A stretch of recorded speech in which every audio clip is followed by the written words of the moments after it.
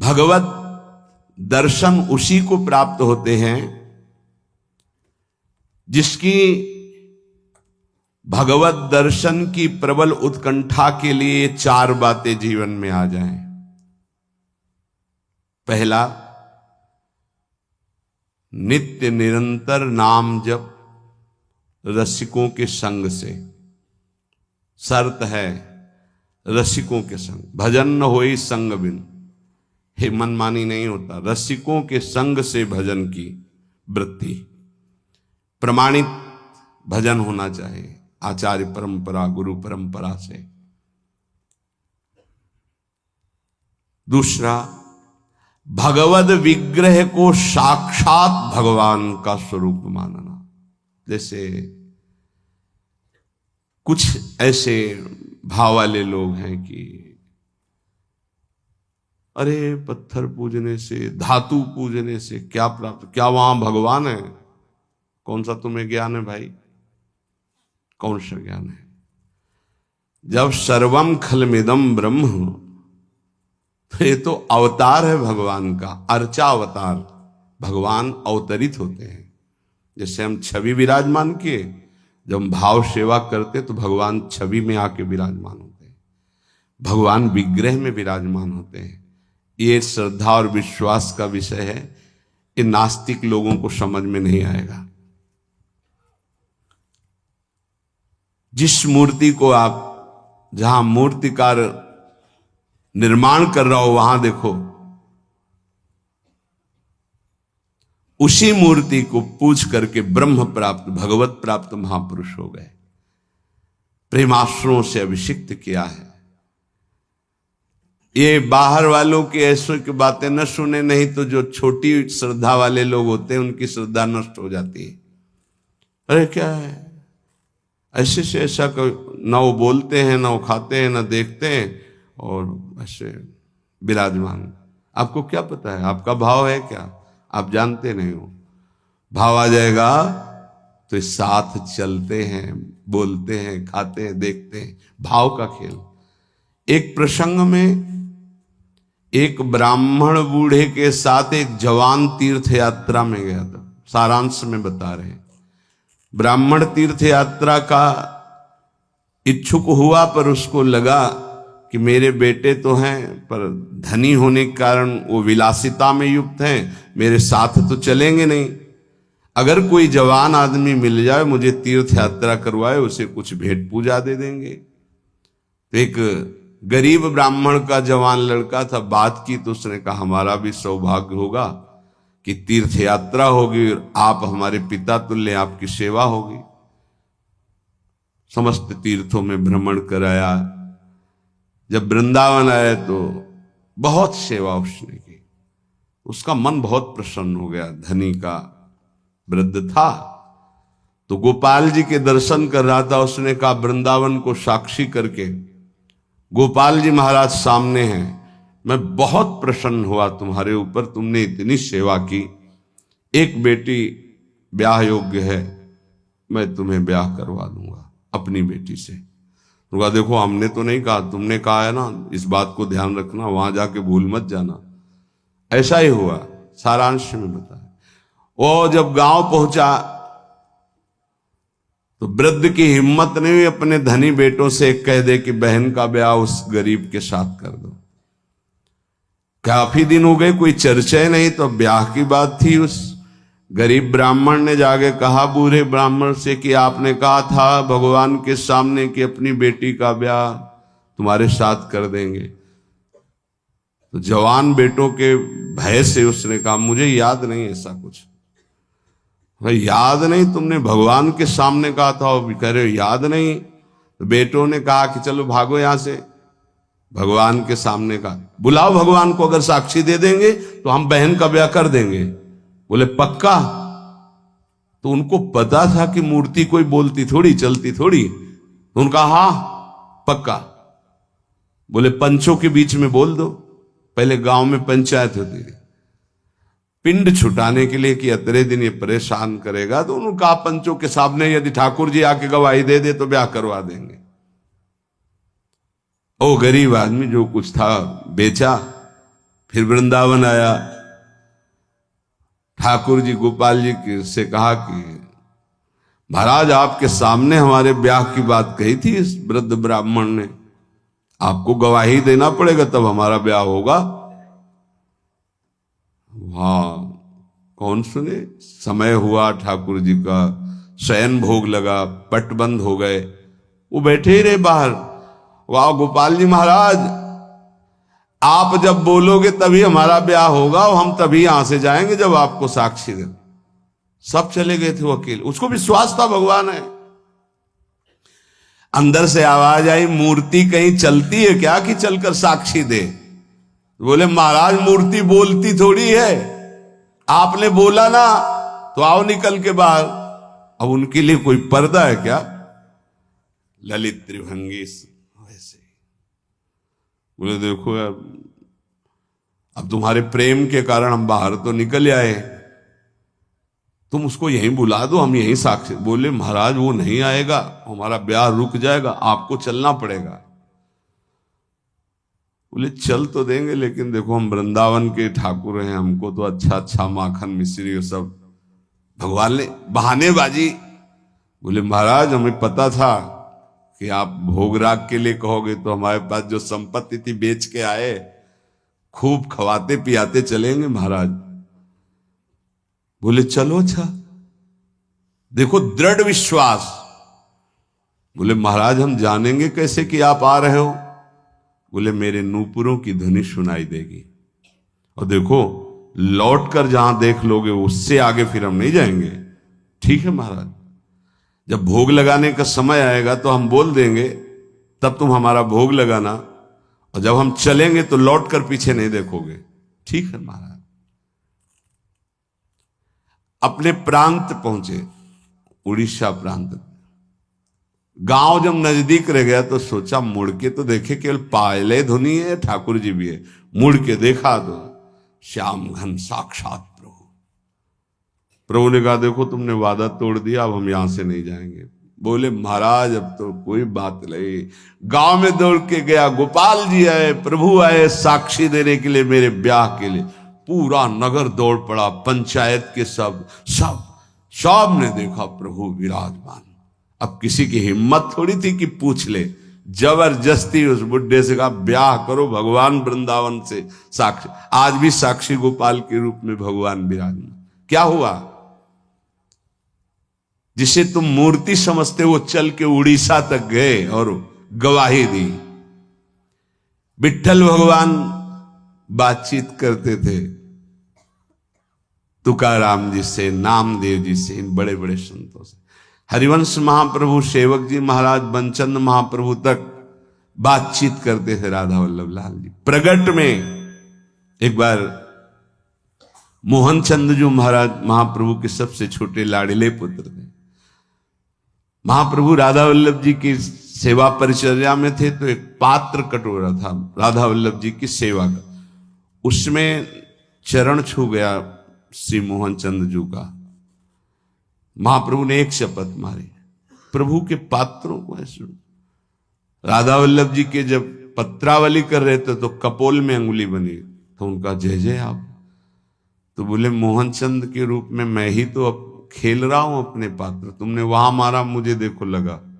महाप्रभु ने कहा क्षमा कीजिए प्रभु, ऐसी तन्मयता मोहन चंद जू की आप में है ये मुझे पता नहीं था। ऐसा महाप्रभु से बात, स्वामी जी से, बिहारी देव जी से बिहारी जो बात करते थे, आज भी महापुरुषों से प्रभु बात कर। ये केवल मूर्ति छवि का विषय नहीं होता। ये अज्ञानी जीव जो हैं ये केवल तर्क विवाद में फंसे रहते। श्रद्धा में तर्क विवाद नहीं होता।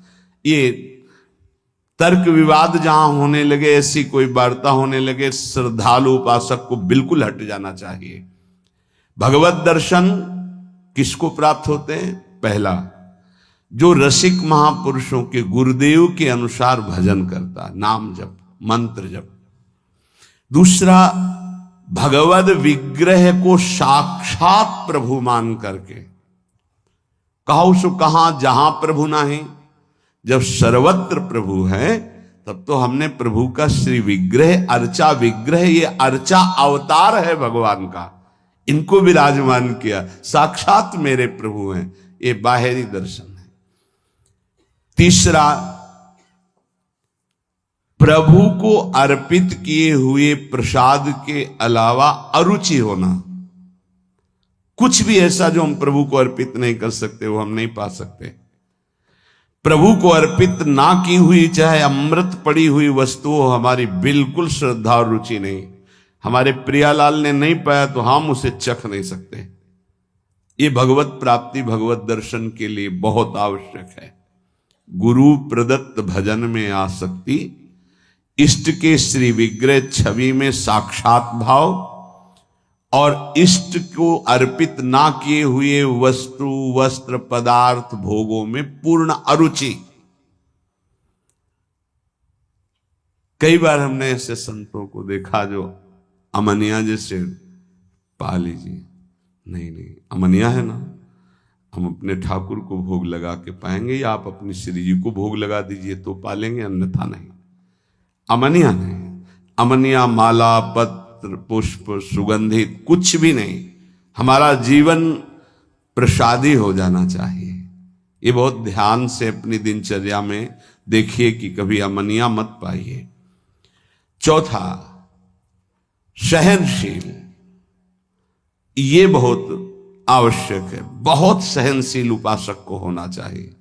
जितना सहोगे उतनी भक्ति प्रकाशित होगी। सहत सहत बाढ़े भगति, गृह तनु गुरु हितगार। गुरुदेव को समर्पित जीवन और सहनशीलता, निश्चित भगवत दर्शन। चार बातों से निश्चित भगवत दर्शन हो जाता है। ये बहुत खास बात है जिसको धारण करना बहुत कठिन है, पर गुरु कृपा पात्र बहुत सरल ढंग से इसे निर्वाह कर ले जाता है। क्या? किसी से मतलब नहीं। इस मार्ग के उपासक किसी से मतलब नहीं। पहले तो कहा पीछे वाले में कि जो विषयी पुरुषों का समूह है उनके संग से भयभीत रहे, कभी संग न करे। अब आगे वाले में महान संगा नाम किसका ये स्वरूप होता है?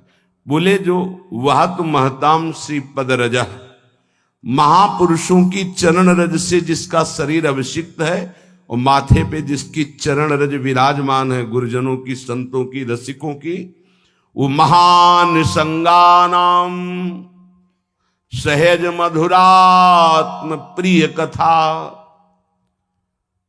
वो निसंग ही नहीं, महान निसंगानाम, जागृत स्वप्न सुषुप्ति, कभी भी कहीं भी उसका किसी से संबंध नहीं है, शरीर से भी नहीं। क्योंकि महान संगानाम तभी हो सकता है, शरीर से भी नहीं। यह ज्ञानी जीव जानते नहीं।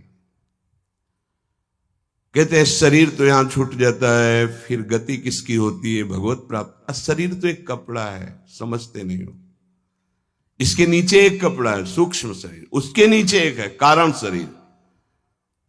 आप पहनने वाले हो, ये आपके कपड़े हैं। एक छूटता है सिर्फ स्थूल शरीर, सूक्ष्म शरीर और कारण शरीर को लेकर के बार बार जन्म मरण होता रहता है, कपड़े बदलते रहते हैं।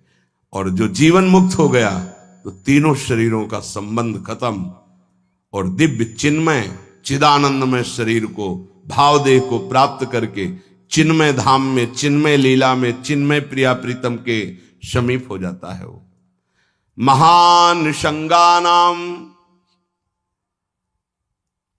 साधक का स्वभाव ऊपरी बड़ा ही रुक्ष होना चाहिए। साधक का रुक्ष, सबको ये लगना चाहिए कि बड़ा बेरुखा आदमी है ये,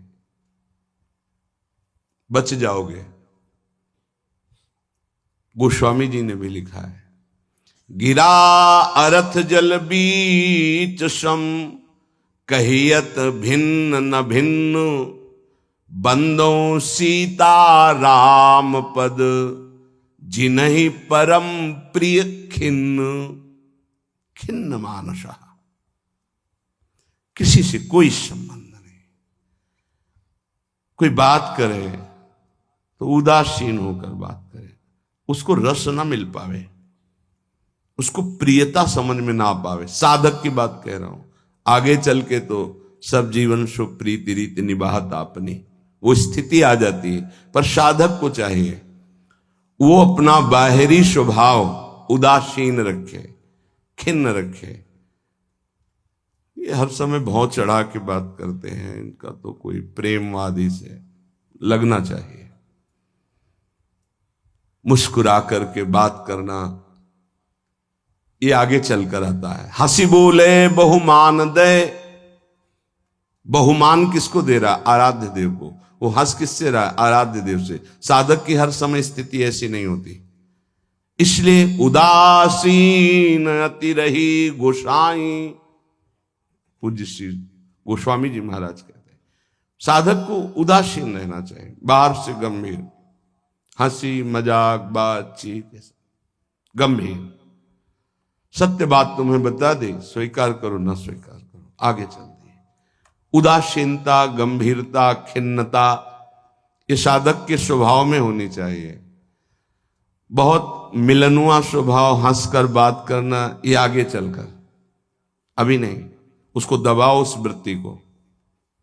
बगल से कोई निकल गया, आपको राधे श्याम कहने की स्मृति उससे नहीं आनी चाहिए। कौन निकला आपको पता नहीं। दर्शन कर रहे हैं, कभी कभी यह भी पता नहीं चलता कि प्रभु पोशाक कौन धारण किए। अगर नेत्र में नेत्र मिले तो 1 घंटा दर्शन हुआ तो केवल नेत्रों का ही दर्शन हुआ। पत्रावली कपोल में कैसी बनी ये भी याद नहीं रहा। ऐसी होती एकाग्रता। सत्संग सुनने गए तो सिर्फ वक्ता की मुखाकृति और वचन, आप बैठे आसपास आपके कौन बैठा आपको कोई परिचय नहीं। ऐसी महानिसंगता उपासक को चाहिए। ये कब आती है? जैसे जड़ भरत जी रहुगण को कहा कि महापुरुषों की चरण रज से अभिषिक्त होने पर ही यह ब्रह्मबोध होता है। प्रहलाद जी ने कहा निष्किंचना नाम न वृणीत यावत, जब तक निष्किंचन महापुरुषों की चरण रज नहीं लगेगी तब तक ऐसी निष्ठा नहीं होती जैसी मेरी है। शिरो में शोल्लासम बहत महताम सी पद रजा, ये महत पद रज कहां मिलेगी? हर कण वृंदावन का ये महापुरुषों की चरण रज, प्रियाजू की चरण रज महापुरुषों के आंसुओं से भींगा हुआ है। जहां की भी रज मिले उसे अपने धरोहर के रूप में, संपत्ति के रूप में, जैसे बहुत बड़ी क्या धरोहर, ये प्रिया प्रीतम की संपत्ति, प्रेम संपत्ति प्रदान करने वाली, इसे आप लगाओगे तो आप सुरक्षित हो जाओगे। ये कवच है। कई बार शास्त्रों बारे चर्चा हुई है, पर बड़े भाग्यशाली साधक उपासक उपासिका होंगी जो इस बात को स्वीकार किए हैं कि रोज स्नान के बाद शरीर में रज लगाते हैं। ना करते हो तो फिर सुन लो, तुम्हारे हृदय को ये विकार तब तक जलाएंगे जब तक प्रेम रस के योग्य नहीं हो जाएगा। उस जलन को सहने के लिए ये सद्य वशीकरण चूर्ण मनंत शक्तिम तम राधिका चरण रेणु मनुष्मरामी, ये श्री जी की चरण रज है जो आपको संभालेगी, कवच का काम करेगी। आपके शरीर में चरण रज लगी रहनी चाहिए। बिल्कुल मान लीजिए, अगर ये मान लोगे तो बहुत बड़ी वस्तु आपको प्राप्त होगी। शरीर में वृंदावन की रज लगी है, शरीर छूट जाए तो भगवत प्राप्ति हो जाएगी। मान लीजिए, बहुत बड़ी बात है। धन्य है वो उपासक जो रजोपसेवी है, रज लगाते हैं। एक ब्रजवासी आए, उन्होंने प्रश्न किया कि आपके जुगल उपासना में तो काली बिंदी लगती है, आप क्यों नहीं लगाते हैं? श्री कहते हैं उसे, काली बिंदी और सिंदूर की बिंदी। पूज्य श्री सदगुरुदेव भगवान ने आदेश किया, त्रिपुंड लगाते थे जब शरणागति का, कि हम आचार्य आज्ञा से चलते हैं। आचार्य ने पत्र में लिखा था, वृंदावन रजोपसेवी जोरी सुमिरन बाचनो, वृंदावन नित्य विहार चंदन लेनो।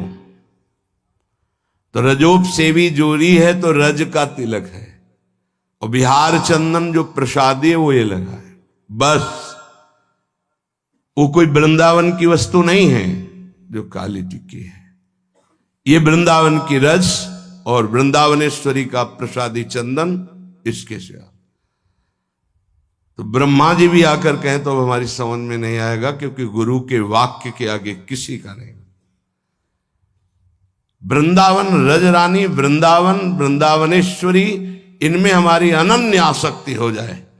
जो लगाते हैं उनको प्रणाम है, पर हमारी गुरु आज्ञा है। आचार्य श्री हितजू महाराज, वृंदावन रजोप सेवी हरिवंश जोरी सुमिरन बाचनो, वृंदावन नित्य विहार चंदन लेनो, आज्ञा है, उसी का पालन है।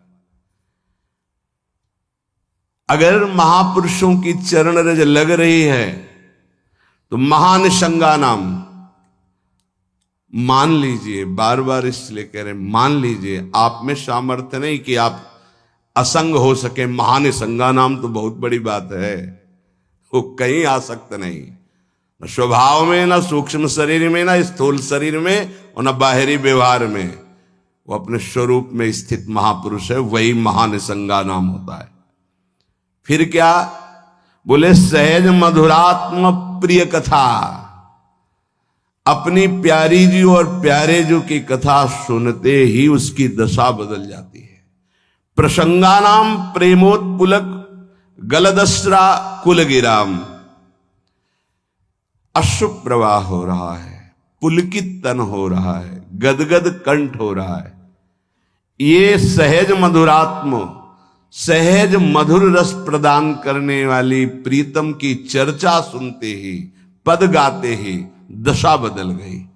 कैसे हुआ? बोले महापुरुषों की चरण रज का प्रभाव।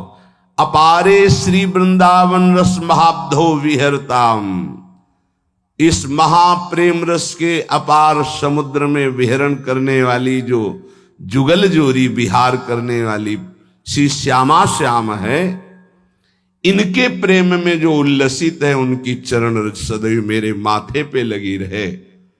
तो सदा राधा कृष्ण प्रणय पुलकासुद गम भृतहा, राधा नाम सुनते ही रोमांच हो गया, अश्रु प्रवाह होने लगा। श्यामा श्याम की बात सुनते ही, पद सुनते ही पुलक, पुलकावली, अश्रु बहने लगे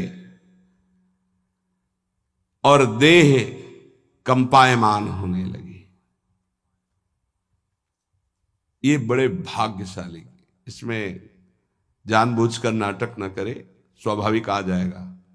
नाम जप करो, रस सिंधु वृंदावन की रज लगाओ और रहने से रहो तो स्थिति आ जाएगी।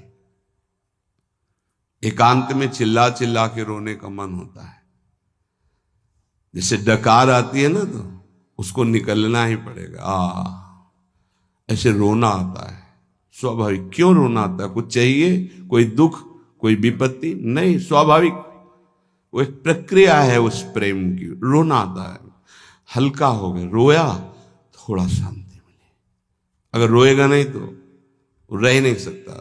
उसकी दिनचर्या है रोना, कभी भी कहीं भी भाव आ जाएगा।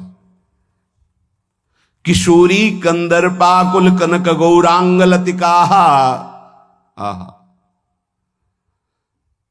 जो किशोरी जो हमारी गौर वर्ण है, जो कनक लता हैं, ऐसे उपासक का यही जीवन हो जाती है। जीवन का तात्पर्य प्रसाद सृग वस्त्राभरण कृत भूषा प्रणयनो, वो इनके प्रसाद से प्राण पोषण करता है। इनके चरणामृत की ही वो वृत्ति साधना है। हमारा साधन बल क्या है? इनका चरणामृत। वस्त्राभरण, कोई भी वस्त्र बिना प्रसादी के लाडली जू का, गुरुदेव का, शरीर पे नहीं धारण। नवीन वस्त्र को देखा गुरुदेव भगवान कैसे प्रसादी करते हैं। पहले उसे धोते हैं, प्रक्षालन करते हैं, फिर सुखाते हैं, फिर श्री जी के सिंहासन में स्पर्श करा के रजरानी में ऐसे 1-2 बार फिर उसे धारण करते हैं।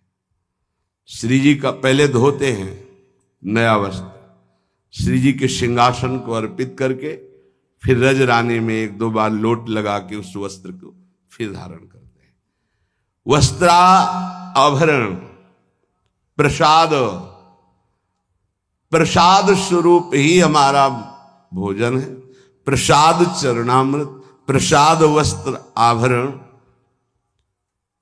प्रसादी माला, प्रसादी पुष्प, प्रसादी इत्र, इनका बड़ा आदर करें। श्री जी का प्रसाद यही हमारा जीवन है। अगर अमनिया आप पाते हैं तो आपके हृदय में भाव सूखने लगेगा, अगर जग भी गया है। अमनिया जल भी नहीं, अमनिया भोजन भी नहीं, प्रसाद। प्रपद्ये श्री वृंदावन भुवि विचित्राखिल कलाहा, समस्त कलाओं में जानने वाली शिरोमणि श्री लाडली जो ऐसे उपासक के हृदय में अपनी समस्त कलाएं प्रकाशित कर देती, अर्थात वो सहचरी भाव को प्राप्त हो जाता है। विचित्र अखिल संगीत गायन कलाओं का, चतुरता का वो मूर्तिमान स्वरूप हो जाता है। ऐसे में वृंदावन की भूमि में उन प्रेमी जनों का आश्रय लेता हूं जो ऐसे जिनका जीवन हो गया है महानिशंगा नाम, किसी से संपर्क नहीं, और श्री जी के प्रति किशोरी कंदर्पाकुल कनक गौरांग लतिका, जो गौरांगी श्री प्रिया जो हैं, लाडली जो हैं, जो श्याम तमाल की कनक बेल की तरह विराजमान हैं, ऐसी श्री स्वामिनी जी के प्रसादी से ही जिसका जीवन यापन होता है। ऐसे मैं रसिकों को इस वृंदावन भूमि में माथा रखकर प्रणाम करके उनकी चरण धूलि माथे पे धारण करता और उनका संग करने की अभिलाषा करता हूं। ये भगवान की विशेष कृपा है कि हमें ऐसे महापुरुष रहनी बता रहे हैं। अगर प्रसाद का आप महत्व धारण करना प्रारंभ कर दिए हैं तो बहुत जल्दी प्रेम जागृत होगा। प्रसाद पर प्रसाद बुद्धि रखिए, राग द्वेष उस पर न रखिए। ये पदार्थ नहीं पाना है, ये पदार्थ अनुकूल है। प्रसाद में प्रसाद बुद्धि रखिए, न फल बुद्धि, न अन्न बुद्धि, न भोजन बुद्धि, न स्वाद बुद्धि, प्रसाद बुद्धि रखिए। प्रसादी वस्त्र को प्राणों से भी अधिक प्रिय मानिए। प्रसादी माला पुष्प मिले तो हृदय में आह्लाद होना चाहिए, सीधे मेरे प्रभु ने प्रसन्न होकर मुझे प्रदान किया है। दे कोई भी, लेकिन मेरी प्रियाजू ने मुझे प्रदान किया, एकदम आह्लाद, वही आपको प्रेम भाव में ले जाएगा। प्रसाद में भगवत बुद्धि बहुत ही पवित्र हृदय में होती, नहीं तो प्राय नहीं होते। प्रसाद देखते ही अच्छा श्री जी का प्रसाद, ओह वाह, पुलकावली हो जाना। महाप्रभु चैतन्य देव को जब वृंदावन से कोई भी प्रेमी जन जाते, गुंजा की माला, टेटी का अचार, ऐसी वस्तुएं बार बार उनको हृदय से लगाकर अश्रु प्रवाह करते। श्री कृष्ण ने कितना प्यार किया, मुझे प्रसादी भेजी। वृंदावन की रज, वृंदावन का कुछ भी, महाप्रभु पुलकित हो जाते।